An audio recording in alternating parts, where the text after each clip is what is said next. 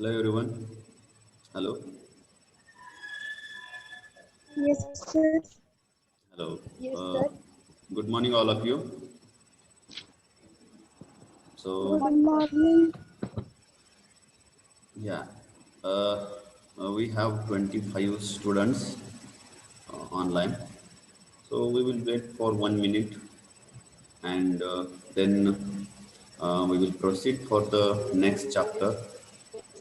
So in previous lectures, I think last week we have revised the first chapter, that is the pump compressor turbine, and two turbines I think remaining in your division. Okay, first one Pelton turbine we have covered, Francis turbine and the Kaplan turbines are remaining. So you do on your level. Uh, so we will proceed for the next chapter in the syllabus. So the next chapter is uh, what is in the chat box? Roll number. So don't put roll number into the chat box. Now I will announce the roll number because we have a lot of time here. Okay. पहिल्यासारखं आपलं 40 मिनिटाचं lecture नाही, त्याच्यामुळे इथून पुढे मी लेक्चरमध्ये कधीही मध्ये आधी अटेंडन्स घेईन. ओके. त्याचं कारण असं आहे की अटेंडन्सचं प्रमाण पण कमी होत चाललेलं आहे आणि काही जण फक्त चॅटबॉक्समध्ये नंबर टाकून अटेंडन्स देत आहेत. तर इथून पुढे मी अशी अटेंडन्स घेईल, कधीही मध्ये लेक्चरमध्ये अटेंडन्स घेईल. when I call your roll number you have to unmute yourself and then give your presenting. Okay. Yes, ठीक आहे. sir. हां.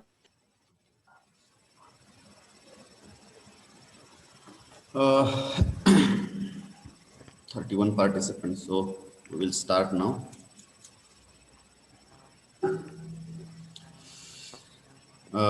ठीक आहे. याच्या अगोदर आपण 2 चॅप्टर पाहिलेले आहेत, ज्याच्यामध्ये पूर्णपणे थेरी होती. त्यापैकी पहिला जो आहे तो पंप कॉम्प्रेसर टर्बाईन. त्याच्यामध्ये आपण वेगवेगळे डिव्हायसेस बघितले, पॉवर ॲब्सॉर्बिंग डिव्हायसेस बघितले, त्याच्यानंतर पॉवर प्रोड्युसिंग डिव्हायसेस बघितले. त्याच्यानंतर जो दुसरा चॅप्टर होता तो आपला मॅन्युफॅक्चरिंग प्रोसेसेस होता, ज्याच्यामध्ये आपण 2 महत्त्वाच्या मशीन्स बघितल्या.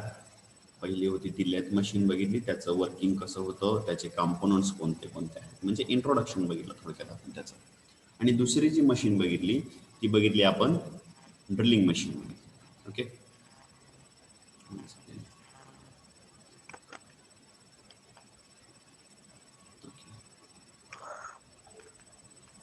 आणि दुसरी जी मशीन बघितली आपण ती बघितली ड्रिलिंग मशीन बघितली. आणि त्याच्यामध्ये परत आपण जॉईनिंग प्रोसेसेस बघितल्या, परमनंट जॉईंट कसे कसे दिले जातात, त्याच्यासाठी कोणत्या कोणत्या प्रोसेस होत आहेत, त्याला काय मेथड आहे, हे आपण त्याच्यामध्ये पाहिलेलं आहे. Okay. I will open the list of participants so I can understand who is mute, who is talking. So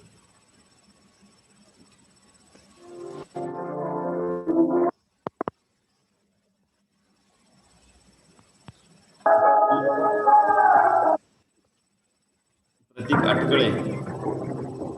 Pratik. Yes sir. हां, ते काय आवाज येतो बंद करा. म्यूट करा स्वतःला जर बोलायचं नसेल तर. ठीक आहे. ज्यावेळेला तुम्हाला बोलायचं असेल त्यावेळेला फक्त अनम्यूट करा. उगाच सगळ्यांना डिस्टर्ब करू नका विनाकारण. ठीक आहे. So we will proceed for the next chapter in this syllabus. So this next chapter is the thermodynamics. I think you have aware of this chapter in your 11th or 12th. याच्यापैकी बराचसा भाग तुम्हाला माहित आहे, तरी पण आपण याच्यामध्ये discuss करू शकतो बऱ्यापैकी. जर पहिल्या 2 चॅप्टरचा विचार केला पण ते पूर्णपणे नवीन होते आणि दुसरी गोष्ट ते थेरॉटिकल होते. पण हा जो थर्मोडायनॅमिक चॅप्टर आहे खरंच खूप चांगला चॅप्टर आहे, ज्याच्यामध्ये बरंच काही आपल्याला शिकायला मिळेल. आणि हे शिकायसाठी आपल्याला काय करावं लागेल, तर त्याच्यामध्ये आपल्याला थोडंसं आतमध्ये जावं लागेल. ओके. म्हणजे जर आपल्याला हळूहळू समजत गेलं तर त्याच्यातला इंटरेस्ट वाढेल, आणि जर आपल्याला समजलं नाही तर आपल्याला याच्यामध्ये इंटरेस्ट येणार नाही, किंवा पुढे ज्या कन्सेप्ट आपण सांगतो त्या आपल्याला समजणार नाही. हा तर त्याच्या माझ्या मते हा खूप कन्सेप्च्युअल चॅप्टर आहे आणि याचा डे टू डे लाईफमध्ये खूप उपयोग होतो, किंवा अवतीभोवती याची खूप उदाहरणं आहेत. म्हणजे तुम्हाला जर मग पाठीमागच्या चॅप्टर मध्ये वगैरे थेरॉटिकल लेथ मशीन कुठं आहे तर ती अवतीभोवती नाही, पण हे जे आहे हा जो चॅप्टर आहे हा जनरल ऑब्झर्वेशन वरून तयार केलेला आहे. म्हणजे जे काही लॉज आहेत थर्मोडायनेमिक्स मधले ते लॉज कसे आलेले आहेत तर जनरल जे आपलं ऑब्झर्वेशन आहे आपल्या सराउंडिंगला जे काही घडतं त्याचं या सायंटिस्टनी काय केलेलं आहे ऑब्झर्वेशन केलेलं आहे. आणि काही गोष्टी अशा आहेत की त्या त्या त्या मॅटरमध्येच घडतात, म्हणजे त्या डायरेक्शनमध्येच घडत जातात. मग या डायरेक्शनमध्ये घडत जातात त्याच्यावरून काही फॉर्म्युले तयार केले, त्याच्यावरून काही लॉज तयार केले. ओके सर, तर हा जो चॅप्टर आहे याचं वेटेज आपल्या सिलेबसमध्ये किती मार्काचं आहे याचं वेटेज? 13 मार्काचं वेटेज आहे आपल्याला या चॅप्टरमध्ये, बरोबर आहे? Yes, sir. Okay. So this chapter is having a weightage of 13 marks in the final examination.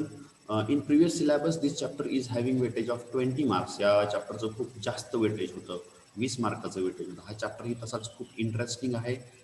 याच्यावरती बऱ्याचशा गोष्टी, याच्यावरती बऱ्याचशा इंडस्ट्रीज रन होतात. ओके, म्हणजे याच्यामध्ये अजून डेप्थमध्ये पूर्ण थर्मोडायनॅमिक्स हा पूर्ण चॅप्टर किंवा पूर्ण सब्जेक्ट पुढं तुम्हाला आहे. पण इंट्रोडक्शन पार्टमध्ये बेसिक कन्सेप्ट ज्या आहेत त्या खूप महत्त्वाच्या आहेत. जर तुम्हाला बेसिक कन्सेप्ट व्यवस्थित येत असतील, माहीत असतील, तर तुम्हाला पुढं जाऊन याचा बराचसा फायदा होईल. ओके, सो कोणी सांगू शकेल का मला थर्मोडायनॅमिक्स म्हणजे काय आहे? यस वैष्णवी. थर्मोडायनामिक्स ही सायन्सची ब्रँच आहे. त्याच्यामध्ये डिफरंट फॉर्म्स ऑफ एनर्जीचा स्टडी केला जातो आणि फिजिकल आणि केमिकल प्रोसेस ज्यावेळेस होते त्यावेळेस जे एनर्जी चेंजेस होते त्याचा स्टडी केला जातो. Okay, correct correct. पुढं पूजा.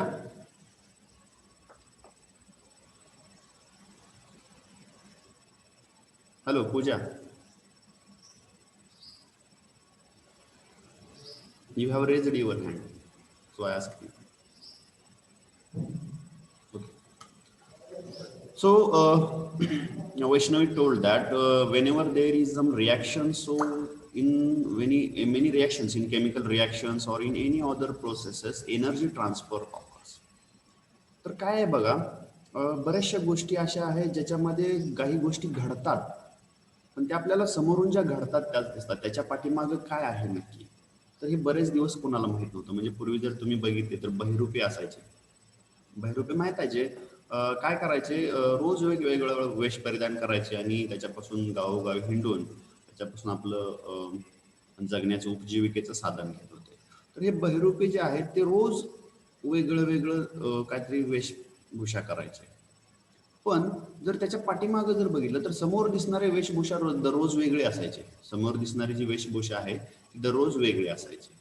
ओके, पण त्याच्या पाठीमागं जो आहे, जो काही माणूस आहे तो नेहमी काय राहायचा, सेम राहायचा. तर थर्मोडायनॅमिक्समध्ये एक अशी गोष्ट लक्षात आली, ओके, ज्या वेळेला सायंटिस्ट स्टडी करत होते त्यावेळेला अशी लक्षात गोष्ट आली की एक गोष्ट आहे, म्हणजे फॉर एक्झाम्पल एक बघा बरं का, मी समजावून सांगतोय कन्सेप्च्युअली, जेवढं समजून घेता येईल तेवढं समजावून घ्या. वेगवेगळ्या प्रत्येकाची शिकवण्याची मेथड वेगळी असते, सांगण्याची मेथड वेगळी असते. हा सपोज एक ब्लॉक आहे, याला मी फोर्स लावला. ओके, हा ब्लॉक आहे, याला मी फोर्स लावला, त्याच्यानंतर हा इकडं मूव्ह झाला. ठीक आहे, त्याच्यानंतर दुसरं एक भांडं आहे, त्याच्यामध्ये मी पाणी ठेवलं बाहेर उन्हामध्ये. ठीक आहे, उन्हामध्ये कन्सिडर करा आता. किंवा एखादा आयसी इंजिन आहे. ओके, पिस्टन मुवमेंट होते, सगळं होतं, याच्यापासून वर्क मिळतंय, हीट ट्रान्सफर होते. पण असं सायंटिस्टला वाटत होते की काहीतरी एक गोष्ट आहे जी या सगळ्यांच्या पाठीमागं आहे, जी काय आहे या सर्वांच्या पाठीमागं आहे आणि जी काय आहे कॉमन आहे. पण ती काय आहे, तर काही रिसर्च केल्यानंतर सगळ्यांच्या लक्षात असं आलं की सगळ्यांनी एका ह्याच्यावरती आले की याच्या पाठीमागं एक एनर्जी आहे. ओके, त्याला काय म्हणतो आपण, एनर्जी. त्याच्या पाठीमागं जे कारण आहे ते काय आहे, एनर्जी आहे. म्हणजे वरचे जे मुखवटे आहेत सगळे, म्हणजे वर्क झालं, हीट ट्रान्सफर झाली, गाडी इथून तिथं गेली, दगड वरून खाली पडला. ओके, दगड वरून खाली पडला, मी चालत एका पॉइंट पासून दुसऱ्या पॉइंट पर्यंत गेलो. ठीक आहे, मी तुम्हाला शिकवतोय आता, हे शिकवताना मी इथं बोलतोय, त्याचा तुम्हाला आवाज येतोय ऐकू तिथं, बरोबर आहे. म्हणजे बरीचशी कारण आहेत अशी की ह्या प्रोसेस तर होत आहेत, ह्या प्रोसेस काय होत आहेत, ह्या प्रोसेस तर होत आहेत, पण ह्याच्या पाठीमागं नक्की काय आहे, ह्याच्या पाठीमागं नक्की काय आहे. तर या रिसर्चवरून असं लक्षात आलं की याच्या पाठीमागं एनर्जी आहे, आणि जी एनर्जी कशी आहे, सेम आहे. ओके, एनर्जी काय आहे, सेम आहे. तर थर्मोडायनॅमिक्स म्हणजे काय आहे, थर्मोडायनॅमिक्स म्हणजे काय आहे, thermodynamics is nothing but it is the form of energy in the transfer. Okay, simple लँग्वेजमध्ये सांगायचं झालं तर थर्मोडायनॅमिक्स म्हणजे energy in the form of transfer. Energy ज्या वेळेला ट्रान्सफरच्या फॉर्ममध्ये असते त्यावेळेला आपण त्याचा जो स्टडी केला जातो, एनर्जी ज्या वेळेला ट्रान्सफर होत असते त्याचा जो स्टडी केला जातो तो झाला थर्मोडायनॅमिक्स. थर्मो म्हणजे हीट कन्सिडर करू आपण, टेम्परेचर कन्सिडर करतो, जे ते ज्या वेळेला डायनामिक कंडिशनमध्ये असेल, डायनामिक म्हणजे मोशनमध्ये इन शॉर्ट. ओके, तर त्यावेळेला त्याचा जो स्टडी केला जातो त्याला थर्मोडायनॅमिक्स म्हणतो. समजतंय? ठीक आहे, जेवढं येस समजत सर. असेल तेवढं समजावून घ्या, जेवढं मला शक्य आहे तेवढं मी सोप्या भाषेत तुम्हाला सांगतोय. ह्याचा माझा उद्देश असा आहे की ह्या कन्सेप्ट अशा आहेत की बऱ्याच वेळा तुम्ही जर पाठ करत बसलात तर त्याचा काही उपयोग होणार नाही. ओके, आणि तुम्ही जेवढं समजावून घ्याल तेवढा तुम्हाला फायदा होईल. So we will proceed on the next slide. So I will erase that matter. So before going to next slide, त्याच्या अगोदर एक तुम्हाला मेसेज द्यायचा आहे. तो मेसेज असा आहे की तुमचं 2 वाजता जे लेक्चर चालू होणार आहे, बरोबर आहे, doctor P M Pawar sir तुमचं जे क्रिएटिव्हिटी अँड डेव्हलपमेंटवरती जे लेक्चर घेणार आहेत ते सर्वांनी कंपल्सरी अटेंड करायचं आहे. तुम्हाला फेसबुकची लिंक टेलिग्रामवरती दिलेली आहे.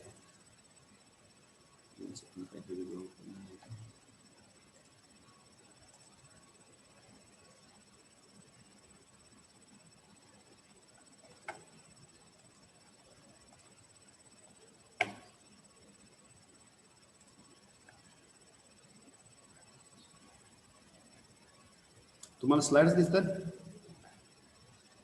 Yes sir. मला दिसत नाही. Stop sharing. नाही. तर तुम्हाला जी सॉरी, तुम्हाला जी 2 वाजताची लिंक दिलेली आहे फेसबुकला ती सर्वांनी जॉईन करायची आहे आणि कंटिन्युअसली लेक्चर संपेपर्यंत त्याच्यावरती जॉईन होऊन पाहायचं आहे. कारण सर कधीही कोणत्याही डिव्हिजनला इंटरॅक्शन करण्यासाठी कॉल करतील त्यावेळेला तुमचा अटेंडन्स 100% असायला हवा. म्हणजे suppose for example division C सरांनी जर म्हणलं जॉईन व्हा, तर तुम्हाला झूमवरून म्हणजे आपलं जे रेग्युलर लेक्चर होतं त्याच्यावरून तुम्हाला सगळ्यांना जॉईन होता आलं पाहिजे लगेच. ठीक आहे, जॉईन होताना तुम्ही तुमचा रोल नंबर आणि तुमचं नाव हे जसं आता टाकताय तसं टाकायचं आहे. समजलं सगळ्यांना message? Yes yes sir. Sir. ठीक आहे. तर येस फेसबुकला सर. जे लिंक दिलेली आहे त्याच्यावरती कंपल्सरी 2 वाजता तुम्ही चालू करायचं आहे आणि तुमचा सेशन संपेपर्यंत तुम्ही कंटिन्युअसली वॉच करत राहायचा. जर मध्ये आधी सरांनी सांगितलं की डिव्हिजन सी प्लीज जॉईन, म्हणजे तुमच्याबरोबर जर सरांना इंटरॅक्शन करायचं असेल तर तुम्ही त्या ठिकाणी अवेलेबल असला पाहिजे आणि 100% त्याच्यासाठी तुमची अटेंडन्स असणं गरजेचं आहे. ठीक आहे. So now we will proceed. Thermodynamics म्हणजे काय आपण बघितलं. थर्मोडायनॅमिक्स म्हणजे study of energy when it is in the form of transfer. ज्या वेळेला एनर्जी ट्रान्सफर होत असते त्यावेळेला त्याचा जो स्टडी केला जातो त्याला आपण थर्मोडायनॅमिक्स म्हणतो in simple language. Okay, so these are the content in our syllabus. So what is the content is very simple, very basic. So in contents they given first it is now 4.1. अगोदर हा पहिला chapter होता, हा आता चौथा chapter आहे म्हणून हा 4.1 होईल आता. Okay, so definition of thermodynamics that we have studied, we have learned before that. Definition of thermodynamics, त्याच्यानंतर thermodynamic systems, त्याच्यानंतर surrounding, universe, types of system, त्याच्यानंतर state of system, त्याच्यानंतर प्रॉपर्टीज. प्रॉपर्टीज कोणत्या आहेत तर त्याच्यामध्ये 2 प्रकारच्या प्रॉपर्टीज आहेत, intensive property and the extensive property. Okay, त्याच्यानंतर thermodynamic equilibrium, then process and cycle. Process म्हणजे काय, सायकल म्हणजे काय, हे आपण याच्यामध्ये पाहणार आहोत. त्याच्यानंतर झिरोथ लॉ ऑफ थर्मोडायनॅमिक्स काय आहे, हाही खूप सिंपल सोपा लॉ आहे, हा पण इथं आपण याच्यामध्ये पाहणार आहोत. त्याच्यानंतर सेकंड पॉईंट जो आहे जो खूप महत्त्वाचा आहे. ओके, हे बेसिक आहे पहिला पॉईंट. सेकंड जो पॉईंट आहे त्याच्यामध्ये न्यूमरिकल्स पण आहेत आणि महत्त्वाचं आहे. त्याच्यामध्ये बघणार आहोत वर्क, आपण वर्क कसं होतं, त्याच्यानंतर फॉर्म्स ऑफ वर्क. ओके, ज्यूलने जो एक्सपेरिमेंट केलेला आहे वर्कसाठीचा. त्याच्यानंतर हीट, हीट म्हणजे काय आहे, हीट टू वर्क कसं कन्वर्ट केलं जातं किंवा वर्कपासून हीट कशी कन्वर्ट केली जाते. ओके, त्याच्यानंतर first law of thermodynamics. First law of thermodynamics आपण पाहणार आहोत. त्याच्यानंतर तो जो फर्स्ट लॉ ऑफ थर्मोडायनॅमिक्स आहे तो आपण काय करणार आहोत, अप्लाय करणार आहोत फ्लो प्रोसेसेससाठी. म्हणजे प्रोसेस ज्या वेळेला फ्लोमध्ये असते एखादी, त्यावेळेला आपण तो लॉ अप्लाय करणार आहोत. त्याच्यानंतर स्टेडी फ्लो प्रोसेस, म्हणजे प्रोसेस ज्या वेळेला स्टेडी असते त्यावेळेला फ्लोमध्ये पण प्रोसेस असू शकते आणि स्टडी पण असू शकते. तर ज्या वेळेला फ्लोमध्ये असेल त्यावेळेला आणि ज्या वेळेला स्टेडी असेल त्यावेळेला.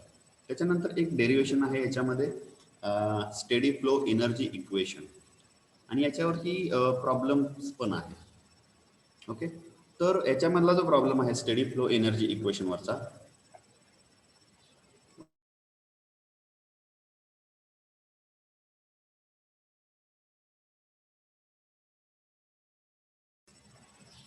तर याच्यामध्ये जो स्टेडी फ्लो एनर्जी इक्वेशन जे आहे त्याच्यावरती दरवर्षी ज्यावेळेला ऑफलाईन एक्झाम होईल त्याच्यावरती एक प्रॉब्लेम कंपल्सरी विचारला जातो स्टेडी फ्लो एनर्जी इक्वेशनवरती. मग कसं आहे, त्याच्यानंतर पुढचा एक पॉईंट दिलेला आहे त्याच्यामध्ये लिमिटेशन्स ऑफ फर्स्ट लॉ. म्हणजे फर्स्ट लॉचं एक लिमिटेशन आहे की बाबा वर्क 100% तुम्ही हीटमध्ये कन्वर्ट करू शकताय, परंतु हीट ही पूर्णपणे 100% वर्कमध्ये कन्वर्ट करू शकत नाही. मग त्याचे ते काही लिमिटेशन्स आहेत थोडेफार. ओके, किंवा त्याची डायरेक्शन ते दाखवत नाही फर्स्ट लॉमध्ये, कोणत्या डायरेक्शनने हीट फ्लो होते वगैरे, असे थोडेफार आहेत ते आपण बघू हळूहळू पुढं. त्याच्यानंतर मग त्याच्यासाठी सेकंड लॉ जो आहे तो म्हणजे केल्विन प्लँक स्टेटमेंट आणि क्लॉसियस स्टेटमेंट. हे दोन स्टेटमेंट आहेत फक्त त्याच्यामध्ये, आणि ते कसे आहेत हे स्टेटमेंटचं थोडंसं इन्फॉर्मेशन त्याच्यामध्ये ऍड केलेलं आहे. ओके, सेकंड लॉवरती आपल्याला न्यूमरिकल्स नाही. Okay, so this is a very good syllabus added here by university in our syllabus. So now we are in the phase of starting the chapter. So this is the thermodynamics and the energy. Okay, now I'm going to tell you something which is very important, so please listen carefully. आता याच्यामध्ये बघा, energy म्हणजे मी तुम्हाला आता सांगितलं की energy ही एक form आहे जो एका फॉर्म मधून दुसऱ्या फॉर्म मध्ये ट्रान्सफर होतो. ओके, त्याचे वेगवेगळे चेहरे आहेत. त्याचे काय आहेत, वेगवेगळे चेहरे आहेत. म्हणजे टू व्हीलर रन होते रस्त्यावरून. ओके, टू व्हीलर काय होते, रन होते, त्याच्या पाठीमागं पण काय आहे, एनर्जी आहे. ठीक आहे, चहाचं भांडं आहे, ओके, ते गरम केलेलं आहे, त्याच्यामध्ये पण एनर्जी आहे. ओके, मी तुमच्या बरोबर बोलतोय, माझ्या शरीरामध्ये जर एनर्जी असेल तर मी बोलू शकेन, किंवा तुमच्या शरीरामध्ये जर एनर्जी असेल तर तुम्ही ऐकू शकाल. ओके, माझा जो आवाज आहे तो तुमच्यापर्यंत मॅग्नेटिक ह्या वायरमधून, ही जी वायर आहे याच्यामधून जातोय, इंटरनेट कनेक्शन मधून जातोय, ही सुद्धा एनर्जी ट्रान्सफर होण्याची एक फेज आहे. ओके, ही आहे energy. Okay, so the energy is the ability to cause changes. Simple मध्ये सांगतो, चेंजेस होण्यासाठी, ओके, जे काही चेंजेस होतात ते चेंजेस होण्यासाठी जर कारणीभूत काय असेल तर ती आहे एनर्जी. ठीक आहे, समजतं तुम्हाला मी काय सांगितलं एनर्जी म्हणजे? हा, ज्या वेळेला समजत नसेल त्यावेळेला मला विचारा. ठीक आहे, समजलं नाही तर विचारा. मी काय सांगितलं, कोणतीही गोष्ट जर चेंज होत असेल तर त्या ठिकाणी त्याला रिस्पॉन्सिबल ही एनर्जी असते. ठीक आहे, तर आता एनर्जी ही कधीही, फर्स्ट लॉ आपला कॉन्झर्वेशनचं काय आहे, energy neither be created nor be destroyed, it can be convert from one form to the another form. Okay, energy ही कशी आहे, आपण इथं आलो, ठीक आहे, आपल्याला वाटलं की इथं आणून कुठून तरी आणून एनर्जी ऍड करावी, शक्य नाही. किंवा इथली एनर्जी आपण घेऊन जावं कुठंतरी, ते पण शक्य नाही. एनर्जी ही जशीच्या तशी आहे, ती फक्त एका फॉर्म मधून दुसऱ्या फॉर्म मध्ये चेंज होत राहते किंवा आपण ती करू शकतो. ठीक आहे. तर हा एनर्जी कॉन्झर्वेशनचा लॉ आहे. त्याच्याबरोबर अजून एक आहे, तो म्हणजे एनर्जी दोन प्रकारची असू शकते. एक म्हणजे इंटरनल एनर्जी आणि दुसरी म्हणजे एक्सटर्नल एनर्जी. आता मी तुम्हाला सांगतो, सपोज हा दगड आहे. ओके. हा जो दगड आहे हा मी इथं ठेवला. ओके. आणि खाली ही ग्राउंड लेवल आहे. तर हा जो दगड आहे हा मूव्ह होईल का आपोआप? नाही, नाही मूव्ह होणार. का नाही मूव्ह होणार? तर याला जो फोर्सेस ऍक्ट झालेले आहेत, हा जो आहे हा ग्रॅव्हिटेशनल फोर्स आहे, बरोबर आहे. आणि त्याला अपोज करणारा हा जो आपल्या जमिनीने अप्लाय केलेला फोर्स आहे, हे दोन्ही कसे आहेत? एक समान आहे. ठीक आहे. किंवा हा फोर्स जो जमिनीने केलेला आहे हा ग्रॅव्हिटेशनल फोर्स पेक्षा जास्त आहे, म्हणून तो त्या ठिकाणी काय राहिलेला आहे? स्टेबल राहिलेला आहे. आता जर हा दगड मी वर वर उचलत चाललो, ओके, जर हा दगड मी वर वर उचलत चाललो तर काय फरक होईल याच्यामध्ये? याच्यामध्ये एक प्रकारची एनर्जी ऍड होत जाईल, बरोबर आहे. याच्यामध्ये एक प्रकारची एनर्जी ऍड होत जाईल. म्हणजे हा जर इथं स्टेशनरी असेल तर, आणि हा जर वर उचलायचा असेल, ओके, हा जर मला वर उचलायचा असेल तर तुम्ही असं जादूने उचलू शकताय का? म्हणजे जादूगार करत असतील काहीतरी, पण हा जर उचलायचा असेल तर मला काय करावं लागेल? कोण सांगू शकेल? एक्सटर्नल एनर्जी मला काय करावं लागेल? एक फोर्स वाढवावा लागेल, बरोबर आहे. ग्रॅव्हिटेशनल फोर्सच्या विरुद्धचा फोर्स तो काय करावा लागेल? मला वाढवावा लागेल. आणि तो जर फोर्स वाढवायचा असेल तर मला काय ऍड करावं लागेल त्याच्यामध्ये? एनर्जी. Correct, very important.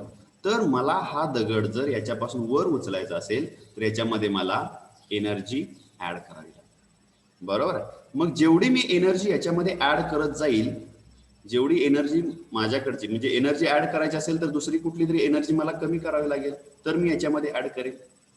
ठीक आहे.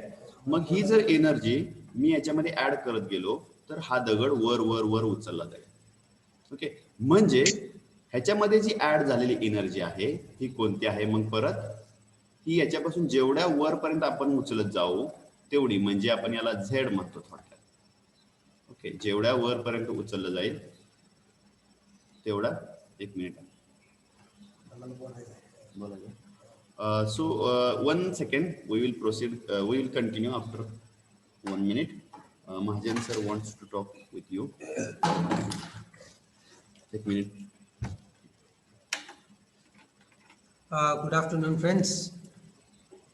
So first of all, C division मधल्या सर्व मुलींना happy women's day. Wish you every success in your life. बर, आता काय सांगणार आहे मी, तर आज आपले 2 सेशन्स आहेत. एक 12 वाजता आहे महिला दिनाच्या रिलेटेडचा, ठीक आहे, 12:05 त्याची लिंक तुमच्या टेलिग्राम चॅनलवरती येईल, फेसबुकची. ही लिंक जॉईन करून तो सेशन जॉईन करायचा. याच्यानंतर दुपारी 2 वाजता एक फार महत्वाचं सेशन आपण ऑर्गनाईज केलेलं आहे, क्रिएटिव्हिटी अँड डिझाईन थिंकिंग या हेडवरती, ठीक आहे, या सब्जेक्टसाठी. आजचे स्पीकर जे आहेत ते फार फार इम्पॉर्टंट स्पीकर आहेत.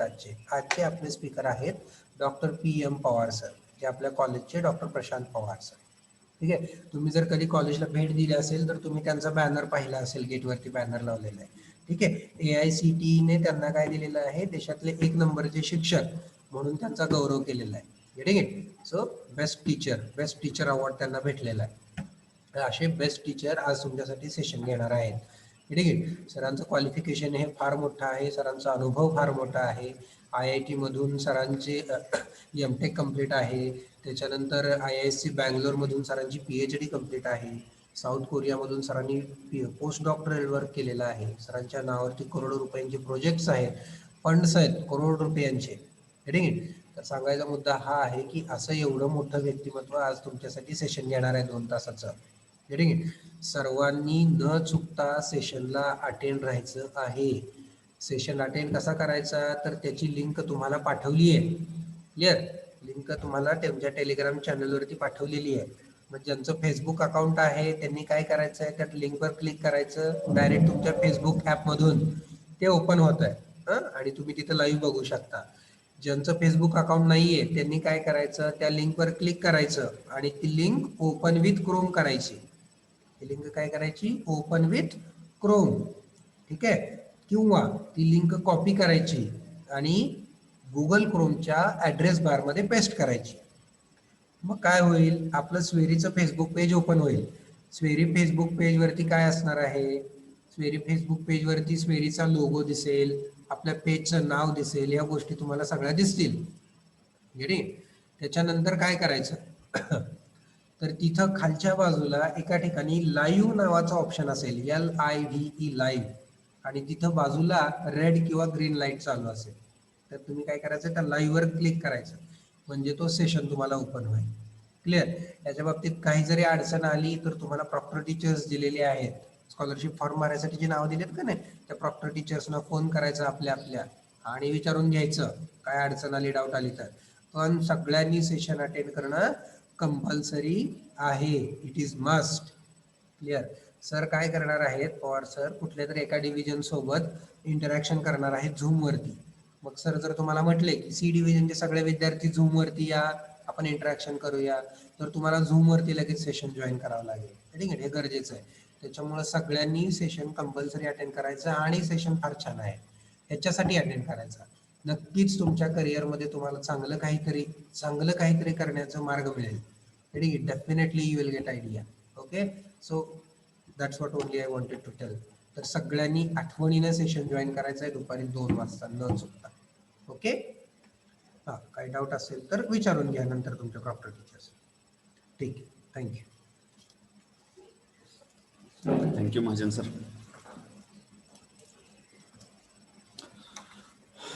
ठीक आहे.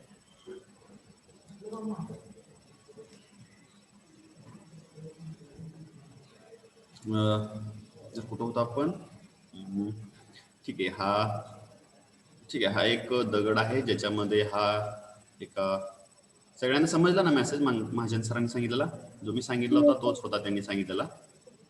हो सर. ठीक आहे, ठीक आहे. We will proceed to our chapter. आपल्या पॉईंटकडे आपण वळू आता.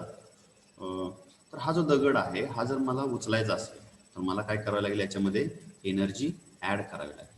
आणि ही ऍड केलेली एनर्जी आहे ती 100% त्याच्यामध्ये इम्प्लिमेंट करू शकते. म्हणजे फॉर एक्झाम्पल मी इथे वर ज्या वेळेला उचलत जातो त्यावेळेला त्याच्यामध्ये काय होते, ही पोटेन्शियल एनर्जी ऍड होते. ओके, हे काय होते, पोटेन्शियल एनर्जी ऍड होते. ठीक आहे, ही कुठल्या फॉर्म मध्ये स्टोअर झाली, आता पोटेन्शियल एनर्जीच्या फॉर्म मध्ये स्टोअर झाली. ठीक आहे, कुठली एनर्जी, जी मी उचलण्यासाठी वापरली. म्हणजे जर मी हा JCB ने उचलला, ओके, हा जो दगड आहे हा जर सपोज मी JCB ने उचलला तर मेकॅनिकल एनर्जीचा वापर केला, मी त्याच्यामध्ये ऍड केली, त्याच्यासाठी मला डिझेल जाळावं लागलं, म्हणजे केमिकल एनर्जी जी आहे त्याचा वापर केला. मी केमिकल एनर्जीचा कन्वर्ट केलं मेकॅनिकल एनर्जीमध्ये आणि मेकॅनिकल एनर्जीचा वापर करून त्याच्यामध्ये मी पोटेन्शियल एनर्जी ऍड केली, याला वर उचललं JCB ने. ठीक आहे, आणि तिथून जर मी परत सोडलं, समजा इथं आणलं मी आणि याला तिथं जर सोडलं तर तो त्या ठिकाणी, म्हणजे इथं जर सोडलं याला, तर जिथं आहे तिथं तो राहील का,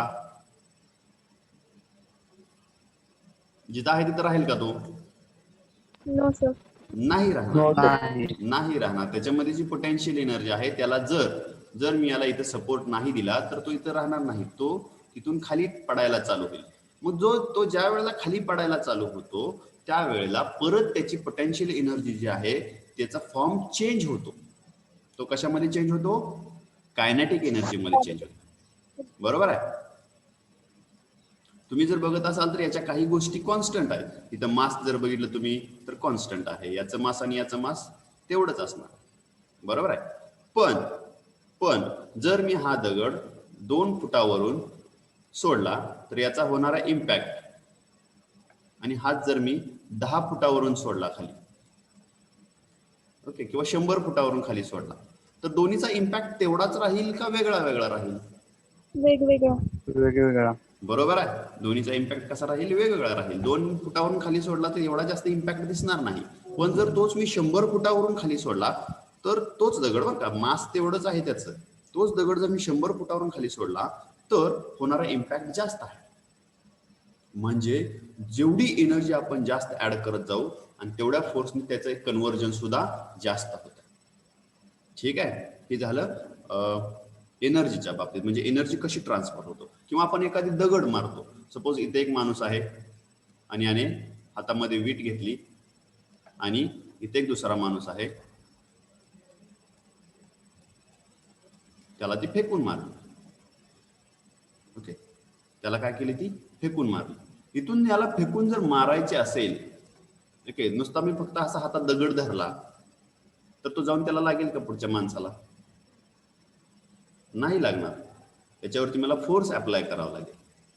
ओके, आणि तो फोर्स अप्लाय करण्यासाठी मला माझ्यामध्ये असणारी जी एनर्जी आहे, माझ्यामध्ये एनर्जी यायची असेल तर माझ्या मेटाबॉलिझम सिस्टम जी आहे माणसाची, त्याच्यामधून एनर्जी येते.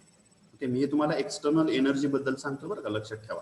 मी तुम्हाला पहिलेच सांगितलं, मी थोडंसं तुम्हाला फिरवत सांगणार आहे. डायरेक्ट पॉईंट वरती नेहमीपेक्षा तुम्हाला समजलं पाहिजे ऍप्लिकेशन लेवलला कसं हे वर्क होतं. ठीक आहे, तर याच्यामध्ये जर मी एनर्जी ऍड केली, याला जर फोर्स लावला आणि हा जर फोर्स लावायचा असेल तर मला काय असला पाहिजे, माझ्याकडे एवढी एनर्जी असली पाहिजे. हा छोटा दगड आहे, हा तुम्ही एकदम फोर्सने पाटला तर हा दगड जो आहे तो जाऊन या माणसाला लागू शकतो. बरोबर आहे. मग ज्या वेळेला तो जात असतो त्यावेळेला त्याच्यामध्ये कायनेटिक एनर्जी असते. ओके, मग कसं आहे माहित आहे का, तुम्ही म्हणाल एनर्जी आहे तर त्यानं सगळं करता येईल. नाही, एनर्जी किती आहे आपल्याकडे त्याच्यानुसार पण डिपेंड आहे. ओके, मग समजा तुम्हाला वाटेल हा छोटा दगड तुम्ही उचलून मारला, ठीक आहे, पण त्याच्याऐवजी तुम्हाला जर सांगितलं हा जो दगड आहे मोठा, हा उचलून ह्याला फेकून मारा, तुम्हाला शक्य आहे का? No sir. नाही शक्य. का? कारण तो दगड उचलण्यासाठी लागणारी जी एनर्जी आहे ती तुमच्याकडे अवेलेबल नाही.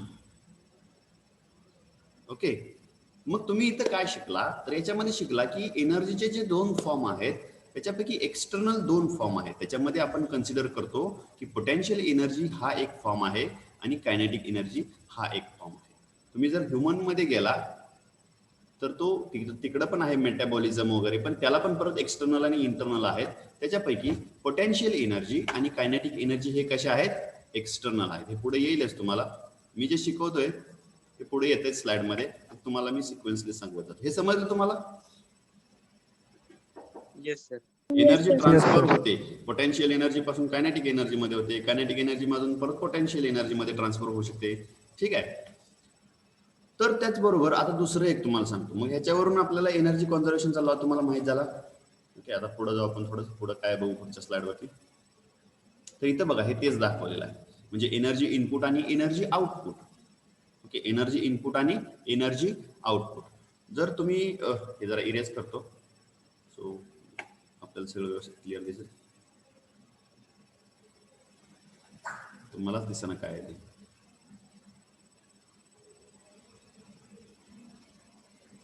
ठीक आहे, आता याच्यामध्ये एक उदाहरणं दिलेले आहेत बघा. एनर्जी स्टोरेज, एनर्जी स्टोअर होऊ शकते एखाद्या ठिकाणी. ठीक आहे, आणि ती परत तुम्ही परतच्या वापरासाठी वापरू शकता. ठीक आहे, फॉर एक्झाम्पल मोबाईलची बॅटरी. मोबाईल तुम्ही चार्ज करता म्हणजे काय करता त्याला, मोबाईल चार्ज करता म्हणजे त्याच्यामध्ये इलेक्ट्रिक एनर्जी जी आहे ती डीसी करंटच्या फॉर्म मध्ये स्टोअर करतात. बरोबर आहे, आणि ती परत जशी पाहिजे तशी यूज करतात. ओके, म्हणजे एनर्जी ही स्टोअर केली जाऊ शकते आणि त्याचा परत वापर केला जाऊ शकतो. तसं इथं जर हा माणूस बघितला तुम्ही तर याच्यामध्ये काय दाखवलेलं आहे की याने स्टोअर केलेली एनर्जी. बरोबर आहे, हा काय करतोय, हा प्रत्येक वेळेला इथं एनर्जी घेतोय. किती घेतोय, 5 युनिट एनर्जी घेतोय. म्हणजे जेवण करतोय किंवा दूध पितोय, काय जे काय असेल ते खाण्यासाठी. म्हणजे एनर्जी जर आपल्या शरीरामध्ये डेव्हलप व्हायची असेल, ओके, आपल्या शरीरामध्ये जर एनर्जी डेव्हलप व्हायची असेल इंटरनल बरं का, तर त्याला मेटाबॉलिझम सिस्टम वर्क करावं लागेल. तुम्ही म्हणाल सर मग अशी दगडामध्ये आपण कशी ऍड केली एनर्जी, तर त्याला उचलून ऍड केली. मग सर जर एखाद्या माणसाला आपण उचललं चांगलं 100 फुटापर्यंत तर त्याच्यामध्ये एनर्जी ऍड होईल का, असा प्रश्न आहे बघा. तुम्हाला काय वाटतं त्याच्यामध्ये,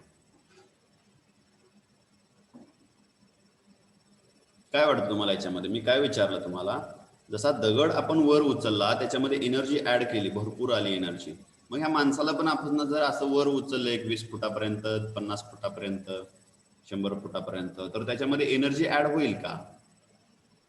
एक्सटर्नल एनर्जी ऍड होईल, इंटरनल होणार नाही. Correct correct. कोणी सांगितलं हे? ठीक आहे, ज्यांनी सांगितलं त्यांनी प्रवीणने सांगितलं का? हो sir. Okay, very good very good, correct. तर मी मगाशी तेच सांगणार होतो, याच्यामध्ये सुद्धा एक्सटर्नल एनर्जी ऍड होईल पण इंटरनल एनर्जी ऍड होणार नाही. हा त्याच्यामधला फरक आहे. ह्या माणसाला जर उचललं आपण, आता हा बघा याला पोट वगैरे सुटलेला आहे, म्हणजे याची जर ह्याच्यामध्ये तसं बघायला गेलं तर ह्यांनी एनर्जी स्टोअर केलेली आहे पण ही कॅलरीजच्या फॉर्म मध्ये. जर आपण याची एनर्जी वाढवायची म्हणलं आणि याला जर उचललं ओके 100 फुटापर्यंत, तर फक्त याची एक्सटर्नल एनर्जी वाढेल, पोटेन्शियल एनर्जी वाढेल, पण याची जी इंटरनल एनर्जी आहे ती जर याला वाढवायची असेल तर त्याला काय करावं लागेल? इंटरनल एनर्जी मेटाबॉलिझम सिस्टम मधून वाढवावं लागेल. आणि याचं वजन वाढत चाललेलं आहे, त्याचं कारण काय आहे? जेवढी एनर्जी इनटेक होते तेवढी एनर्जी आउट होत नाही, म्हणजे वर्कआउट होत नाही तेवढं. आपण जे बघतो वर्कआउट केलं पाहिजे, व्यायाम केला पाहिजे, त्याचं कारण असं आहे की जेवढी आपण एनर्जी घेतोय तेवढी एनर्जी आपण रिलीज केली पाहिजे. एनर्जी ही स्टोअर करून जर ठेवली तर ती वेगवेगळ्या फॉर्म मध्ये स्टोअर होत असते. ओके, आपल्या शरीरामध्ये ती शक्यतो कॅलरीजच्या फॉर्म मध्ये स्टोअर जर होत असेल तर आपलं वजन ते वाढत जाणार आहे. प्रत्येक वेळेला ज्या वेळेला हा 5 युनिटचं घेतोय जेवण आणि 4 युनिट फक्त वर्क करतो, तर प्रत्येक वेळेला याच्यामध्ये 1 युनिट ऍड होत जाते. ओके, याच्यामध्ये प्रत्येक वेळेला 1 युनिट ऍड होत जाते. ओके, आता याच्यामध्ये बरेचसे बाकीचे पण कारण आहेत, ह्युमन बॉडीमध्ये बऱ्याचशा सिस्टम आहेत, पण आपण एक इन जनरल पाहिजे. ओके, तर आता अजून दुसरी गोष्ट सांगायची तुम्हाला एनर्जीच्या फॉर्म मध्ये. सपोज एक रॉड आहे. ओके, सपोज एक रॉड आहे आणि या रॉडला मी एका बाजूने हीट ऍड केली. ठीक आहे, तुम्हाला मी एक महत्वाची गोष्ट सांगितली, थर्मोडायनामिक्स म्हणजे काय आहे? Thermodynamics means energy or the study Wien energy in the form of transfer. त्याच्यानंतर मी तुम्हाला सांगितलं की एनर्जीचे 2 महत्वाचे फॉर्म आहेत. एनर्जी ही वेगवेगळ्या फॉर्म मध्ये असते, सारांश सांगतो बरं का. एनर्जी ही वेगवेगळ्या फॉर्म मध्ये असते पण सगळ्याच्या पाठीमागे एनर्जी आहे. तर एनर्जी ही महत्वाचे जर आपण टाइप्स बघितले तर 2 फॉर्म मध्ये, एक्सटर्नल आणि इंटरनल असते कोणत्याही सिस्टमचा विचार केला. एक्सटर्नल एनर्जी जी आहे त्याच्यामध्ये आपण बघितलं की ती पोटेन्शियल एनर्जीच्या फॉर्म मध्ये किंवा कायनेटिक एनर्जीच्या फॉर्म मध्ये असू शकते. ओके, आता मी पुढे जातो. ज्या वेळेला मी इथं या रॉडला हीट करतो, ठीक आहे, या रॉडला मी काय करतोय? हीट करतोय. त्यावेळेला इथं जो जाळ आहे त्या जाळाचा परिणाम या एंडला काय होईल का? Yes sir. Yes sir. होईल, यस सर. बरोबर आहे. म्हणजे इथं सगळ्यात जास्त टेम्परेचर असेल आणि इथं काय असेल? कमी असेल, बरोबर आहे. इथं हाय टेम्परेचर झालं आणि इथं कमी टेम्परेचर आहे. मग हे टेम्परेचर आलं कुठून? त्याला स्मॉल एच म्हणतात. हीट ट्रान्सफर झाली. हीट ट्रान्सफर झाली. का झाली? इकडून इकडं का नाही झाली? Higher to lower level. Heat किंवा टेम्परेचर हे नेहमी हायर लेवल कडून लोअर लेवल कडे फ्लो होत असतं. ही त्याची काय आहे? प्रॉपर्टी आहे. तुम्ही म्हणाल सर असं का? तर तसं नाही. काही शब्द आहेत बे एके बेच का सर? तर ते बे एके बे ठरवलेलं आहे. किंवा आता टेम्परेचर जे आहे ते हाय लेवल कडून नेहमी कुठं फ्लो होत असतं? लो लेवल कडे फ्लो होत असतं. का? तर ती टेम्परेचरची प्रॉपर्टी आहे. हेच तुम्हाला सांगायचं आहे. तेच उदाहरण इथं दिलेलं आहे बघा. इथं हॉट कॉफी आहे. ओके, आणि ह्या साईडला काय आहे?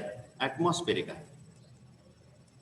तर याच्यामध्ये असणारी हीट आहे कॉफीमध्ये, ती बाहेर जाईल का एन्व्हायरमेंट मधली कॉफीमध्ये येईल? हीट बाहेर जाईल. हीट बाहेर जाईल, बरोबर आहे. कारण याच्यामध्ये कॉफीमध्ये हीट जास्त आहे. परत अजून काहीतरी झालं बा.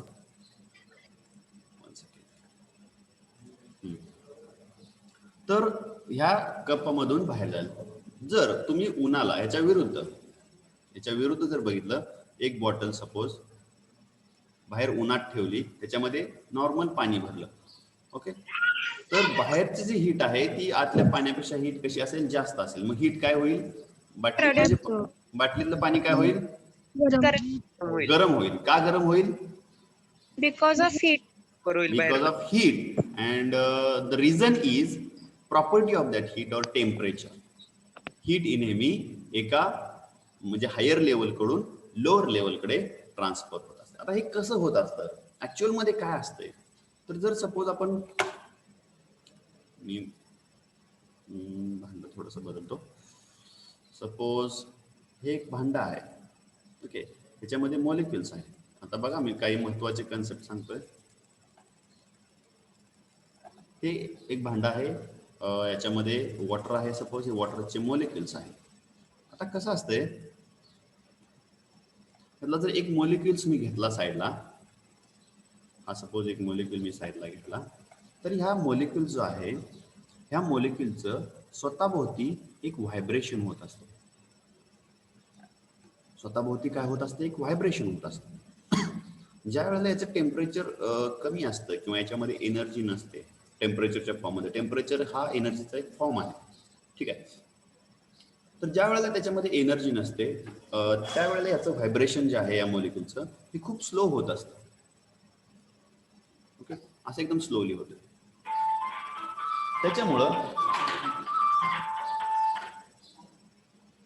त्याच्यामुळं आपण जर याच्यामध्ये हात घातला तर आपल्याला वाटतं की ठीक आहे, थंड आहे पाणी किंवा नॉर्मल आहे. ज्या वेळेला मी याच्यामध्ये हीट ऍड करत जातो, याच्यामध्ये इथून हीट ऍड करतो. हीट ऍड म्हणजे हीट हे क्यूने दाखवलं जातं, बरोबर आहे. ज्या वेळेला मी ह्याच्यामध्ये हीट ऍड करतो त्यावेळेला हे जी हीट आहे किंवा टेम्परेचर आहे, टेम्परेचर वाढतंय. म्हणजे काय होतंय की जे मॉलिक्युल्सची जी व्हायब्रेशन्स आहेत हे इन्क्रीज होते. टेम्परेचर वाढतंय म्हणजे काय होतंय नक्की, तर त्याचं जे व्हायब्रेशन आहे ते इन्क्रीज होते. म्हणजे हा जो मॉलिक्यूल आता थोडासा स्लोली फिरत होता असा, तो काय होतोय, असा एकदम फास्ट गतीने व्हायब्रेट व्हायला चालू. जेवढा फास्ट गतीने व्हायब्रेट चालू होईल तेवढं तुम्हाला पाणी जास्त पोळणार, ठीक आहे. आणि ह्याचं अडचण काय आहे, म्हणजे अडचण म्हणण्यापेक्षा ह्याची प्रॉपर्टी काय आहे, ह्याचं जे व्हायब्रेशन आहे तो त्याच्या सलग जे असणारे जे मॉलिक्युल्स आहेत त्या मॉलिक्युल्सला प्राप्त होतं. हा व्हायब्रेट व्हायला लागला की त्याच्या शेजारचा पण त्याच्या बरोबर व्हायब्रेट होतो, त्याच्या शेजारचा त्याच्यासारखा व्हायब्रेट होतो. ह्याच्यामुळं ही जी हीट आहे ही काय होत जाते, ट्रान्सफर होत जाते हायर लेवलकडून लोअर लेवल, ठीक आहे. आणि ज्या वेळेला आपण आतमध्ये हात घालतो त्यावेळेला आपल्याला वाटतं की पाणी तापलंय. तापलंय म्हणजे या मॉलिक्युलचं व्हायब्रेशन ही खूप फास्ट गतीने होतं किंवा एनर्जी काय व्हायला, म्हणून आपण म्हणतो याला एनर्जी ट्रान्सफर व्हायला लागली, ठीक आहे. जसं मी आताच्या रॉडमध्ये सांगितलं तुम्हाला, इथं जर रॉड होता, याला मी जर एका बाजूने हीट दिली इथून, तर इथला मॉलिक्यूल जो आहे हा एकदम फास्ट गतीने व्हायब्रेट होतो. आणि मग त्याच्या सलग असणारा दुसरा मॉलिक्यूल, त्याच्या सलग असणारा तिसरा मॉलिक्यूल, हे त्याच्या प्रपोर्शन मध्ये फास्ट फास्ट व्हायब्रेट व्हायला चालू होतात. त्याच्यामुळे या ठिकाणी हा जो मॉलिक्यूल आहे एकदम एंडचा, तो सुद्धा व्हायब्रेट व्हायला चालू होतो, कारण हा सुद्धा याच्या सलगच्या मॉलिक्यूलच्या कॉन्टॅक्टमध्ये आहे, ठीक आहे. आणि मग ह्याचं पण व्हायब्रेशन होतं. फक्त ज्या ठिकाणी जास्त प्रमाणामध्ये हीट आहे त्या ठिकाणी जास्त व्हायब्रेशन असतं, त्याच्या सलग जे आहे त्याच्यामध्ये थोडंसं कमी असतं, ठीक आहे. हे समजले तुम्हाला कन्सेप्ट मॉलिक्युल्सची. टेम्परेचर का वाढतं, टेम्परेचर म्हणजे काय असतं, तर टेम्परेचर म्हणजे मॉलिक्युलचं व्हायब्रेशन आहे. आपण म्हणतो टेम्परेचर टेम्परेचर टेम्परेचर, काय आहे temperature? Temperature is nothing but it is the form of energy, but when molecules get vibrated it will show you temperature. जेवढं जास्त टेम्परेचर तेवढं व्हायब्रेशन जास्त मॉलिक्युल्समध्ये. तुम्ही म्हणाल मग लाकडामध्ये का असं होत नाही, बरोबर ना, प्रश्न असे विचारला पाहिजे, मुलं विचारतात प्रश्न. सर मग तुम्ही म्हणाल हे एक लोखंडी रॉड घेतला त्याच्यामध्ये केले, लाकडामध्ये काय अडचण आहे सर? लाकडामध्ये एका बाजूला तापवलं की दुसऱ्या बाजूला गरम होत नाही. Bad conductor of electricity. Correct, very good. कोणी सांगितलं? ज्योती चौगुलेने सांगितलं का? साक्षी राजूरकर. ओके, साक्षी, व्हेरी गुड व्हेरी गुड. तर इलेक्ट्रिसिटीचा जो कंडक्टर आहे त्याच्यावरती पण डिपेंड आहे, म्हणजे बाकीचे फॅक्टर्स पण डिपेंड होतात त्याच्यामध्ये.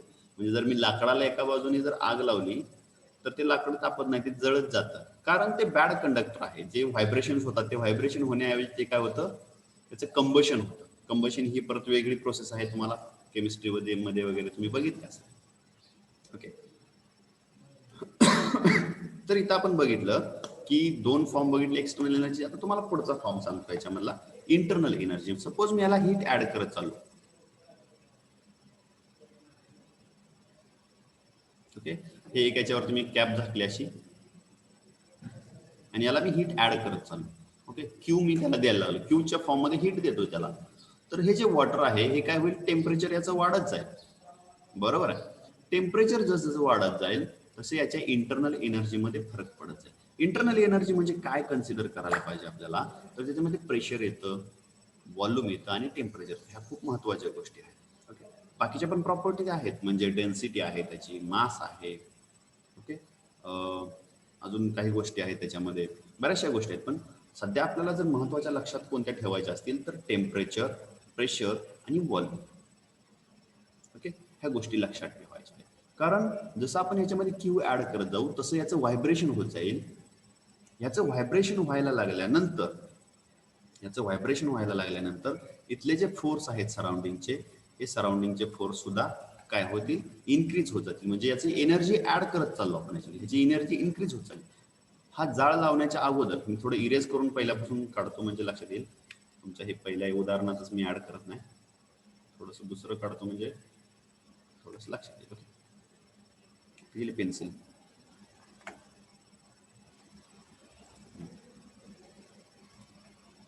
तर बघा, हे एक भांडं आहे.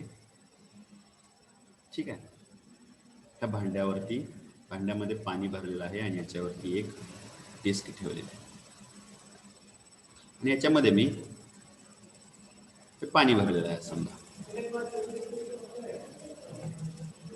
जनरली आपण पाण्याचं उदाहरण घेणार आहे कारण आपल्या अवतीभोवती आपण ते उदाहरणाला चांगलं पडतं, त्याचे स्टँडर्ड मेजरमेंट्स पण आहेत म्हणून आपण हे घेतो. ठीक आहे.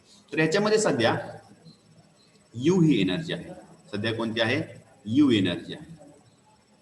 ओके. एनर्जी ही इंटरनल एनर्जी कॅपिटल यूच्या फॉर्म मध्ये आपण दाखवतो. आता मी काय करतो, पहिल्या सुरुवातीची यू आहे याला मी हीट ऍड करतो. ओके. बर्नरच्या सहाय्याने याच्यामध्ये क्यू ही हीट ऍड करतो, जे आपण क्यू ने दाखवत असतो हीट ऍडिशन. हीट साठी सिम्बॉल क्यू आहे, वर्क साठी डब्ल्यू आहे आणि इंटरनल एनर्जी साठी यू आहे. ओके. पोटेन्शियल एनर्जी साठी M G Z, kinetic energy साठी 1/2 mv². ओके. ते तुम्हाला माहित असेल याच्या अगोदर. तर जसे जसं मी हीट ऍड करत जाईल तसं याचं टेम्परेचर वाढत जाईल. ओके. टेम्परेचर वाढल्यामुळे याचं व्हायब्रेशन वाढत जाईल. याचं व्हायब्रेशन वाढत गेलं की इथे जे पार्टिकल्स आहेत त्याचं पण व्हायब्रेशन वाढत जाईल आणि हे या प्लेटवरती फोर्स ऍक्ट करतील. बरोबर आहे? बरोबर आहे का? समजते का? याच्यावरती काय करतील, फोर्स ऍक्ट करतील. म्हणजे कुकरचं जर टोपण आहे ते तुम्ही काढून बघा. कुकरच्या टोपणला हुक असतो साईडने, तो काढायचा आणि 1-2-3 शिट्ट्या होण्यापर्यंत तुम्ही थांबवता. शिट्टी पण बंद करायची वाफ जाण्यासाठी असणारी आणि कंटिन्युअस चालू ठेवायचं 1 तासभर. काय होईल, व्हायब्रेट. प्रेशर. हा. जर तो टोपण जर एकदम फिक्स असेल, डिझाईन जर त्याचं चांगलं असेल तर तो व्हायब्रेट होईल, पडेल. आणि जर त्याचं टोपण थोडंसं लूज असेल तर ते उडून जाईल वरती. बरोबर आहे? मग मला सांगा, हे टोपण वरती उडून जातंय, याला आपण कुठे एनर्जी लावली का दुसरी? नो. नाही, दुसरी आपण एनर्जी कुठे लावली नाही. पण त्याच्यामध्ये प्रेशर क्रिएट झाला. प्रेशर का क्रिएट झाला? हीट दिल्यामुळं टेम्परेचर वाढलं. टेम्परेचर वाढलं की त्याचं व्हायब्रेशन्स वाढायला लागले. व्हायब्रेशन्स वाढायला लागले की याच्यावरती प्रेशर वाढायला लागला आणि त्याच्यामुळं ही प्लेट जी आहे ती वर उचलली. ही प्लेट काय केली, वर उचलली गेली. त्याच्यामुळं ही प्लेट उचलली. कुठलीही वस्तू एका जागेवरून दुसऱ्या जागेवर गेली की आपण म्हणतो वर्क झालं. हे तर तुम्हाला माहित आहे. म्हणजे एखाद्या बॉक्सला जर या पॉइंट पासून या पॉइंट पर्यंत ढकलायचं असेल तर याला आपण जो काय फोर्स लावतो तिथून हा जर इथपर्यंत ढकलला गेला, हे डिस्प्लेसमेंट डी आहे सपोज, तर वर्क म्हणजे काय असतो, फोर्स इंटू डिस्प्लेसमेंट. बरोबर आहे कन्सेप्ट ही? Work is equal to force into displacement. मग इथं आपण फोर्स लावला, ठीक आहे, आपण म्हणजे त्या टेम्परेचरच्या व्हायब्रेशनमुळे याच्यावरती फोर्स अप्लाय झाला. ठीक आहे. तर त्या फोर्समुळे ही प्लेट आहे इथून इथपर्यंत आली, म्हणजे त्याची मुवमेंट झाली. बरोबर आहे? फोर्समुळे मुवमेंट झाली म्हणजे इथं काय झालं, वर्क झालं. करेक्ट आहे का मी सांगतोय ते? बघा. आणि त्याचबरोबर याच्यामध्ये एनर्जी पण ऍड झाली. असं थोडीच शक्य आहे की ह्याच्यामध्ये हे पाणी न तापताच प्लेट वर उचलायला लागली, म्हणजे हे क्यू जे आहे ते डायरेक्ट वर्क मध्ये कन्वर्ट नाही झालं. इथं डेल्टा यू पण इंटरनल एनर्जी चेंज झाली आणि वर्क पण झालं. म्हणजे क्यू जे आहे ते म्हणजेच काय आहे, delta U delta U plus Q plus delta V. W. Delta W म्हणा किंवा डेल्टा डब्ल्यू नसतो बरं का, डेल्टा डब्ल्यू नसतो, मी अजून पण लक्षात ठेवा. वर्क डेल्टा हे सी असतो. वर्क हे पॉइंट फंक्शन आहे, पाथ फंक्शन नाही. ठीक आहे, त्याच्यामुळे तो डेल्टा डब्ल्यू नसतो, तो डब्ल्यूच असतो. ठीक आहे, म्हणजे हळूहळू पुढे शिकवणं आहे आपल्याकडे पुढं त्यावेळेला तुम्हाला सांगत आहे. हे तुम्हाला लक्षात आलं. इंटरनल एनर्जी म्हणजे डेल्टा यू आणि एक्सटर्नल एनर्जी म्हणजे किंवा यू आणि एक्सटर्नल एनर्जी म्हणजे पोटेन्शियल एनर्जी आणि कायनेटिक एनर्जी. ठीक आहे, तर त्याच्या पुढे आता पुढे जाऊ आपण. So this is related to. त्याच्यानंतर ह्याच्यामध्ये आपण काय काय शिकलो की एनर्जी ही हायर लेवल कडून नेहमी लोअर लेवलकडे फ्लो होत असते. Okay, so energy can be defined as capacity to do work. Energy म्हणजे कॅपॅसिटी टू डू वर्क. म्हणजे याच्या अगोदर पण मी सांगितलं, तुम्ही छोटा दगड उचलू शकता पण मोठा उचलू शकत नाही, कारण ती त्या एनर्जीची कॅपॅसिटी नाही. So energy can be defined as capacity to do work. Internal energy and external energy. Internal energy जे आहे त्याचे वेगवेगळे फॉर्म आहेत. त्याच्यापैकी various types of internal energies are chemical energy, atomic energy and molecular energy. Okay, so sir हां sir तो formula delta U is equal to Q plus W असतो ना. Delta delta U is equal to Q plus W असतो. Q minus W असतो. Q minus W असतो. कारण इथं जर ह्या सिस्टम बद्दल मी सांगतो तुम्हाला, ह्या सिस्टम मध्ये जी हीट ऍड केलेली आहे, बरोबर आहे, बरोबर आहे. जर मी याच्यामध्ये ह्या इथं वर्क डन जर झालं नसतं, इंटरनल एनर्जी चेंज झाली नसती, तर Q is equal to W असं म्हणून यू म्हणलो असतो. पण क्यू मुळे काय झाला, ह्याच्यामध्ये जेवढा क्यू मी ऍड करत गेलो त्याचा इफेक्ट काय झाला, पुढं चेंज इन इंटरनल एनर्जी आणि वर्क डन असा झाला. ठीक आहे, ओके, कन्फ्युज होऊ नका, एवढं सध्या लक्षात ठेवा. तुम्ही पुढे गेल्यानंतर तुम्ही म्हणताल तसं, पण तुम्ही जसं म्हणताय ते पण तुमचं हळूहळू बघू पुढे कसं कसं आहे. ठीक आहे, सिस्टम तुम्हाला जे इक्वेशन दिलं ते सिस्टम मध्ये पण फरक पासू शकतो. ठीक आहे, so we will see next. आता फक्त एवढंच लक्षात ठेवा की इथं जे मी हीट ऍड केली ते म्हणजेच काय झालं, त्याच्यामुळे काय झालं, इंटरनल एनर्जी चेंज झाली, त्याचबरोबर वर्क डन झालं, म्हणून मी तिथं डब्ल्यू लिहिलं. ठीक आहे, ओके,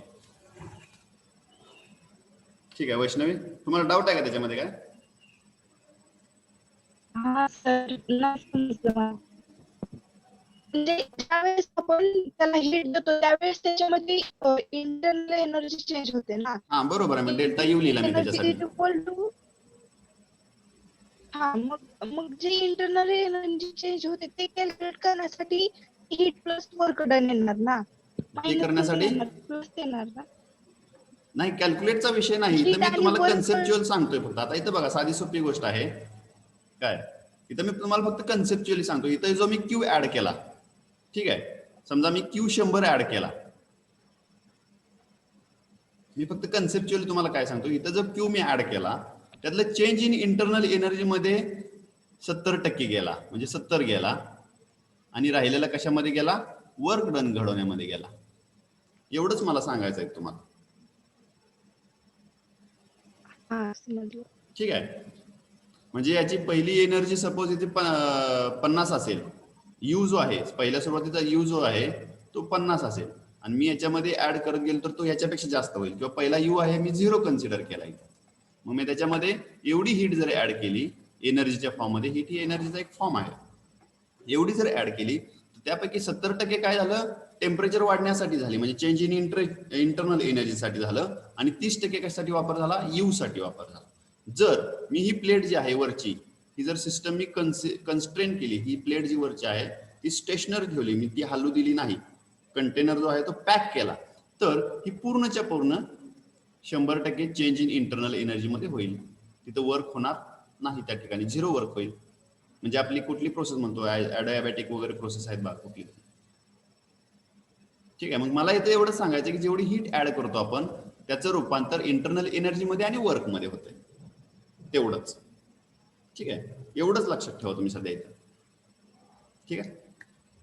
तर इंटरनल एनर्जीचे वेगवेगळे फॉर्म्स आहेत. त्याच्यापैकी इथं दिलेले आहेत ते म्हणजे केमिकल एनर्जी आहे, ॲटॉमिक एनर्जी आहे आणि त्याच्यानंतर मॉलिक्युलर इंटरनल एनर्जी आहे. मॉलिक्युलर इंटरनल एनर्जी म्हणजे जे मी सांगितलं थोडेसे व्हायब्रेशन्स वगैरे त्याची जी काही इंटरनल एनर्जी असेल ती. ठीक आहे. So in next slide. किती वाजले? Actually we have covered our time. मी तुमची अटेंडन्स आता मी काउंट रोल नंबर वाईज घेतोय. सर्वांनी अटेंडन्स द्या बरं का. Roll number 1, Yes, sir. Roll number 2, 3, Present, sir. 4, roll number 4, roll number 5, ठीक आहे. Roll number 6, roll number 6, roll number 6 is absent. 7, Yes, sir. 8, Yes, sir. 9, Yes, sir. 10, 10. Pratik Atkale, roll number 10, okay, absent. 11, Yes, sir. 12, Yes, sir. 13, roll number 13 Suraj Bangale. 14, Yes, sir. 15, Yes, sir. 16, 16 Yuvraj Chormale. 17, 17, 18, Yes, sir. 19, Yes, sir. 20, 20, 21, Yes, sir. 22, Yes, sir. 23, Yes, sir. 24, Yes, sir. 25, 25, 26, 27, 27 Shreya, Yes, sir. 28, sir. 28, 26. Yes, sir. Sir. 27 झालं. 28, Sir. 29, Yes, sir. 30, Yes, sir. 31, Present, sir. 32, 32, 33, Yes, sir. 34, Yes, sir. Yes, sir. 35, Yes, sir. 36, Present, sir. 37, Present, sir. 38, 38, 39, Yes, sir. 40, Yes, sir. 41, 41, 42, 43, 44, Present, sir. 45, Present, sir. 46, Present. 47, Present, sir. 48, Yes, sir. 49, 49, absent. 50, Prajakta साठे 50. तुमचा आवाज येत नाही. Okay, ठीक आहे. 51, Present, sir. 51, 51 is absent. 50, one second.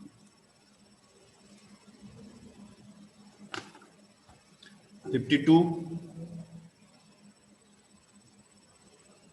53, Sir. Yes, sir. 52 present आहे ना? हाँ. ठीक आहे. 53, 54, श्रेया Yes, वाकडे. sir. Okay. 55, Yes, sir. 56, 56, 57, 58, Yes, sir. 59, 59 Prajwal, you Yes, are sir. there. 60, आदेश. Yes, sir. आदेश Yes, तुम्ही sir. कुठं होता मी रिव्हिजन घेत होतो त्यावेळेला? Yes, sir. तुम्ही कुठं होता मी रिव्हिजन घेत होतो त्यावेळेला? हॅलो आदेश.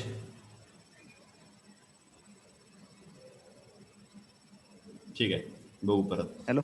61, roll number 61 absent. 62, Present, sir. 63, Yes, sir. 64, Yes, sir. 65, Present, sir. 66, 66, 67, 67, 68. Okay, Yadav Abhishek is present. Yadav, you are last, no? काय वाजायला लागले यादव, बंद कर दे. ठीक आहे. So roll number 4, 6, 10, 13, 16, 17, 20, 25, 32, 38. Sir, seat present आहे, sir. किती? Sir, 16 present. Role number 10 present. तुम्ही अटेंडन्स दिली नाही परत. Sir, 16. माईक चालू केलं सर, तुम्हाला आवाज गेला नाही. बर, 13 प्रेझेंट. त्याच्यानंतर 16 10. प्रेझेंट आहे. ओके, पुढं C10, sir. C10. C10 हा केला, इरेस केला. 17, 20, 25, 32, 38, 41, 42, 43, 49, 51, 53, 56, 57, 61, 66, 67. Okay, so these are the absent students. Okay, thank you all of you. Next part we will see in the next lecture. Okay, पुढे जाऊ आपण. असं पुढचं काय काय आहे बघू याच्यामध्ये. शक्यतो लेक्चर मिस करू नका. बऱ्याचशा गोष्टी तुम्हाला याच्यामधून शिकायला मिळतील.